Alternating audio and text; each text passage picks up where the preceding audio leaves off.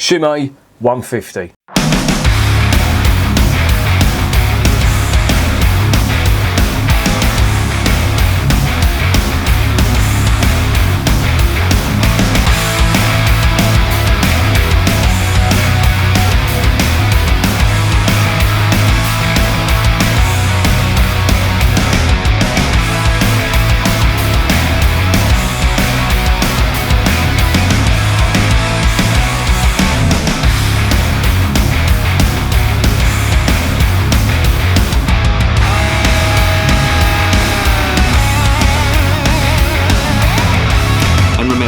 Life is too short to be drinking shitty beer. Welcome to another edition of Bands, Bikes and Booze Reviews. I have got one here today from the Chimay Trappist Brewery from Belgium, and this is their 150. Now, the reason it's called 150 is because it was to celebrate the 150 years anniversary of the, what's it called, the Scaramount Abbey. And it's one of them beers that was done originally in 2012, or one of them beers. It's a beer that was done in 2012 in limited numbers. I think it was 150,000 they brewed of these, and that was it. That was just the beer. That was all they were going to do to commemorate the Scaramount Abbey. And now they've reintroduced it, and it is a strong blonde, as they like to call it. It's a 10% blonde, which is interesting, and it goes back to my confusion about Belgian beer classification. I'm sure I'm missing something, but I always thought, and I'm hoping somebody can explain this to me, probably some intelligent person, more intelligent than me, which fucking hell is not ours, but someone who can explain why light coloured beers at 10% are not called triples, they're called strong blondes. Now, I always thought blondes were singles, or blondes as they're known. Your doubles are your dark beers, which are slightly higher on the ABV, between 6 and sort of 7%. Well, no, I'd say about sort of 5.5 to 7%. And then everything above that would be a triple, or every light coloured beer above that would be a triple. And then once you start getting onto the 10 and 12%, then you're in quadruple territory. But obviously not. So I really should research this, and it's just pure laziness on my part that I'm still confused by Belgian beer classification. Now, this is, as I say, it's a strong blonde at 10%. Now, I like everything this brewery do, don't get me wrong. And you'll generally find that Trappist breweries have some traits which are very, very commendable. They don't do too many beers, but the beers they do are outstanding. I don't mean good, I mean outstanding. But when you look at what Tint Meadow do, Tint Meadow only do one beer, and that is probably one of the best beers I have tried this year. Well, I've tried it last year as well, and it was amazing, but I revisited it and it was even fucking better. For me, it's one of the best Trappist beers, and I'm not just saying that because it's an English Trappist beer. I like it because of the character it's got. It's a very, very English style beer. It reminds me of what a good old ale, I don't mean a good old ale, a good old ale should be. Old ale, as you know, is the oldest style of ale in the UK. And that, for me, that Tint Meadow encapsulates everything about that style. The Belgian stuff is really good. I mean, it's outstanding. But for me, one of the most consistent Trappist brewers is La Trappe, and they're from the Netherlands. But everything they do is absolutely outstanding. However, when you get into Belgium, then you're in a different league.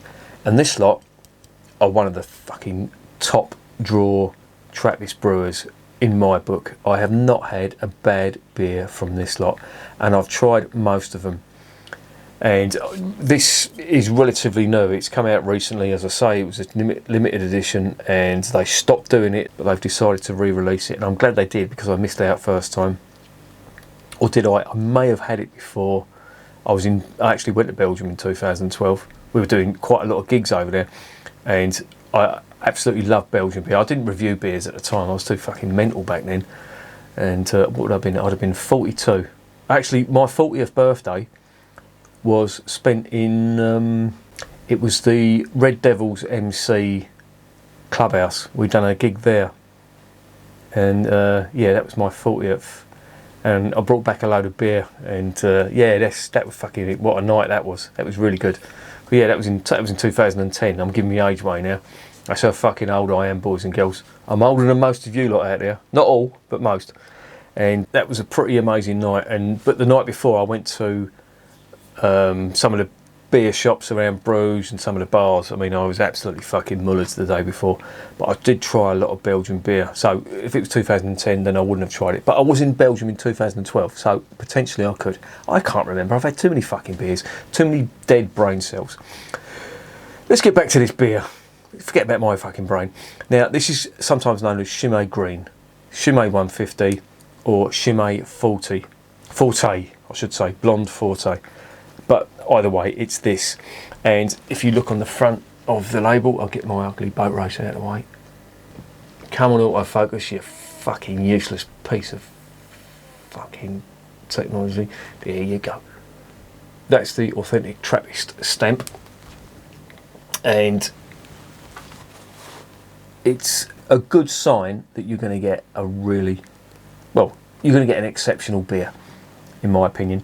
And coming from Chimay, that means a lot, because they really are, in my opinion, at the top of the tree when it comes to genuine Trappist brewers. Now, Westmalle, Orvel, Westphaletteren, La Trappe, for me, they're a cut above. They really are good. But Chimay do stand out as being really fucking good. And I'm really looking forward to this. So let's shut up and let's get it open.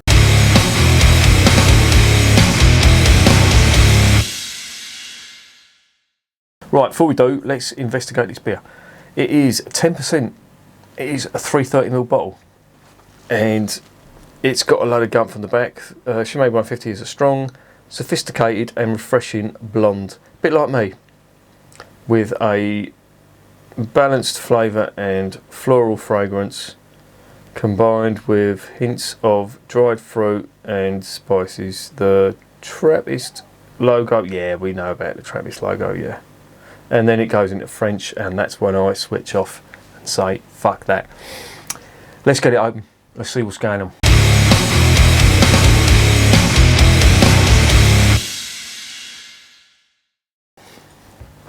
Right, now, if ever there was a day I could do with a beer, it is today.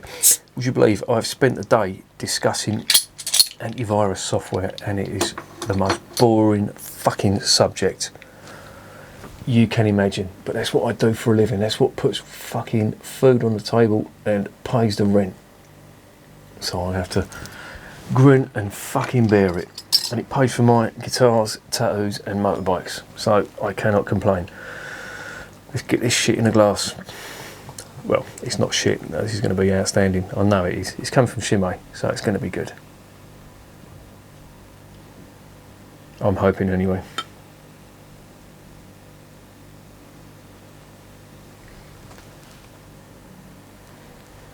Wow, that does smell good. It's definitely lively, I will say that. There's a little bit at the bottom there. I'm going to see what I can get from that, but there it is in the glass. Carbonation is fucking mental, as usual, from the Belgian beers. You genuinely have a secondary fermentation in a lot of Belgian beers, hence the big carbon dioxide. You know what that carbon dioxide is? That is the yeast burping and farting. That's what they do. They burp and fart carbon dioxide. It is disgusting. But I don't care.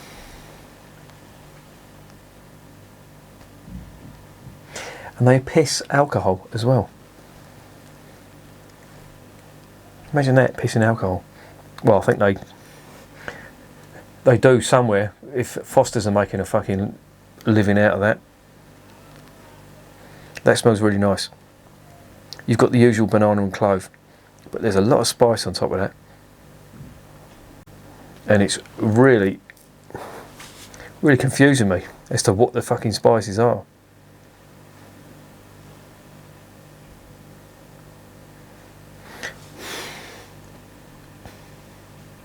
There's, as I say, there's banana and clove, but there's also nutmeg, like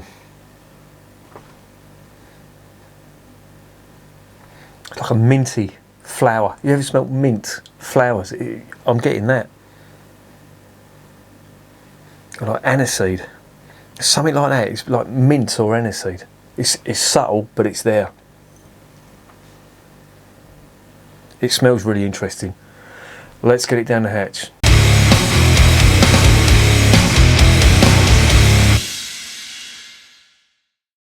Bottoms up.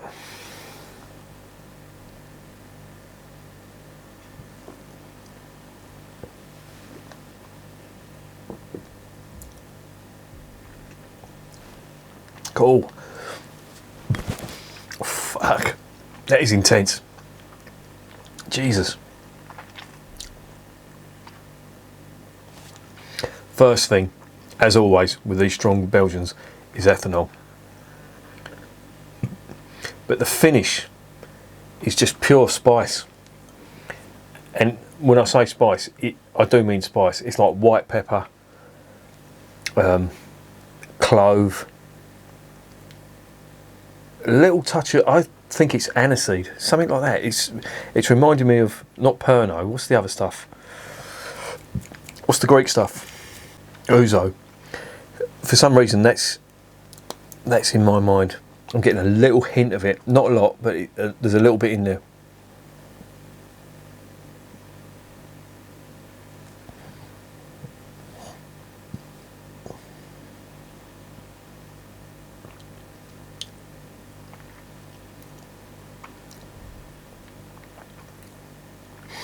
There's no brew sheet on this, but I'd love to know what the hops are. There's a bitterness, like an alpha acid bitterness that you would get from hops that have gone in, like bittering hops that have gone in straight in to the boil. And I can definitely taste that bitterness, but there's also spice on top of that as well, like a white pepper style, real sort of spiciness to it. But it's very subtle, and it's, I wouldn't say it's subtle, it's fine. If you can imagine that. I'm starting to sound like a fucking ponce now, aren't I? But that's what it is, that's how it's coming across.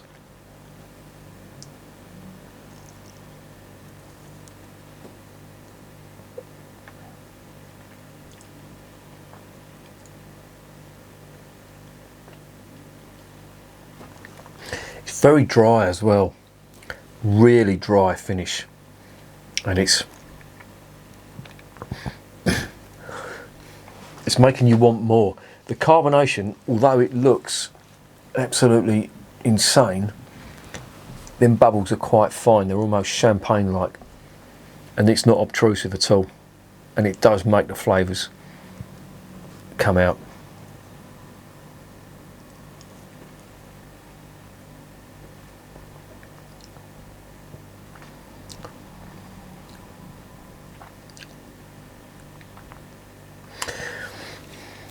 There's definitely some kind of leafy bitterness to this. I mean, it's probably coming from the hops, but it just comes across as really bitter and spicy. I mean, really complex. This is not one for guzzling. You need to savour every mouthful of this because it really has got so many flavours. I'm in a bit of a sort of a daze at the moment trying to work out what these flavours are.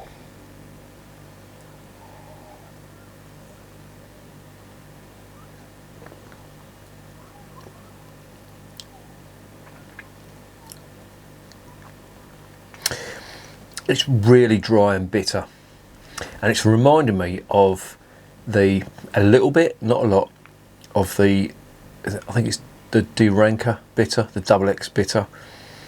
That had a really bitter and dry finish, and that was coming from the hops.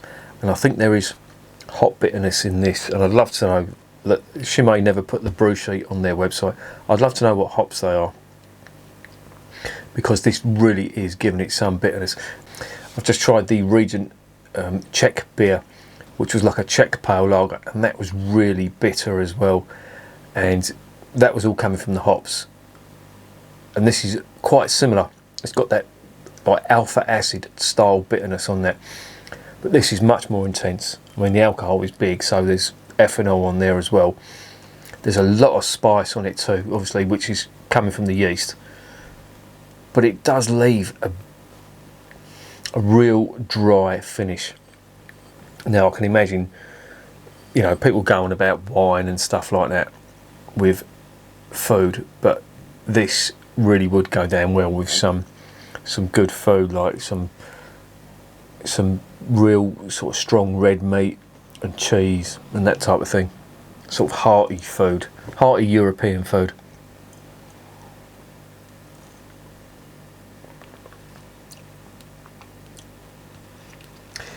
Still getting the banana and the clove. That's big. Not much malt on there at all. That's what I'm taking away from it. And it is like a blonde.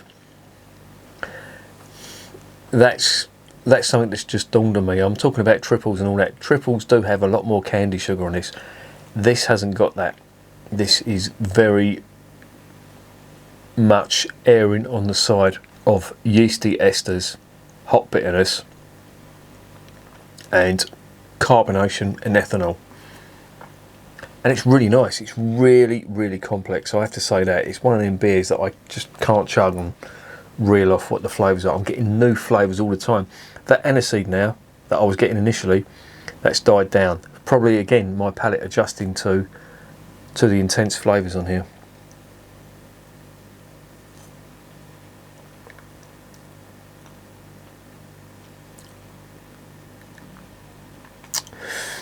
Oh, it's so good. Do you know, I could sit here for another sort of 20 minutes, and with every mouthful I'll probably get a new flavour out of that. That is so good. It's 10%, so I've got to rein it in a little bit because I don't really want to neck this in the space of a short time. I'm not one of these macho pricks who thinks it's great to, you know, neck these beers like they are pints. I'd rather savour it, because that's what this is. It's not a session beer. This is one of them beers that you really need to sit down and just sip and savour. Now, if you'd have told me this years ago, when I was 40, back in 2010, you know, sit here and savour a bit. Fuck off! I want to drink pints. Believe me, if somebody served me that, this is the mentality that I had back then.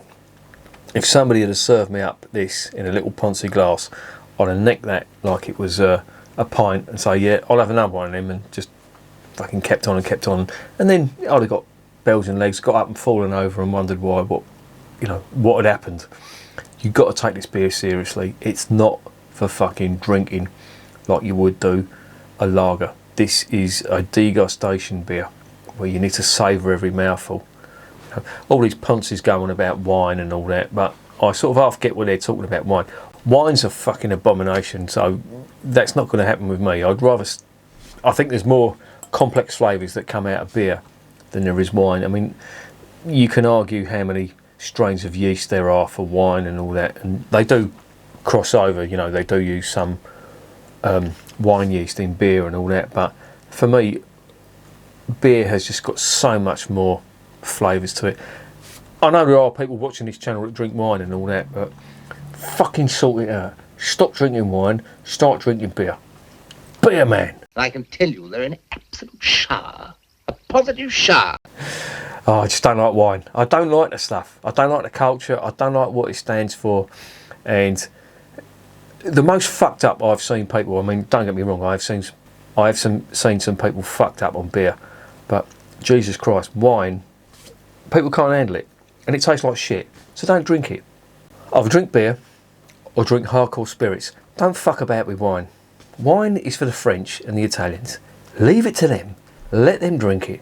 They can't brew beer. Let them have the wine. Germans, British and Belgians, we'll stick to our beer. Another geezer I know, his old man was French and his mum was French. He was a cunt.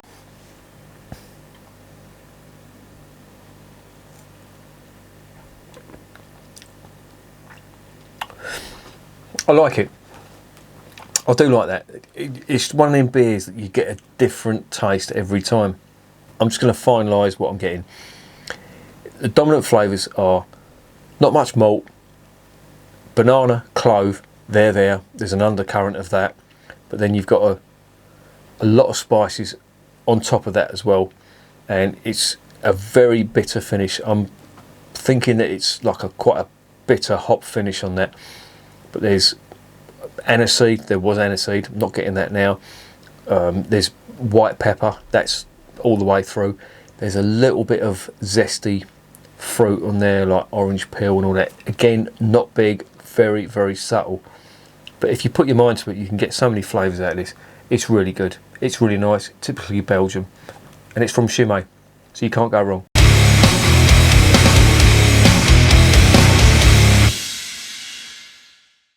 So what is the verdict on Chimay 150 or Chimay Green or Chimay Strong Blonde, whatever you want to call it? It's really nice. But what I like about it is it's so complex. This is probably one of the most complex beers I've tried in a long time. Complex to an extent. There's not much malt in there. It's all about the yeasty esters, the hop bitterness, and the spices that have been added to this. And it really does come across as a very complex degustation beer. And I like it. And for me, just for the sheer complexity and the amount of flavours you can get out of it, I'm going to give that a 10 out of 10. And it deserves it as well. I mean, they obviously pulled out all the stops to do it in 2012 for their anniversary. So you know it's going to be a good beer. These are a fantastic brewery anyway. So this is just one of the jewels in the crown of that brewery. That's Percy outside. I can hear him. He smelt this beer. I mean, the aromas are big on this beer as well. So yeah, that's 10 out of 10 all day long. Another absolute winner from Chimay. And remember, beer is working class champagne.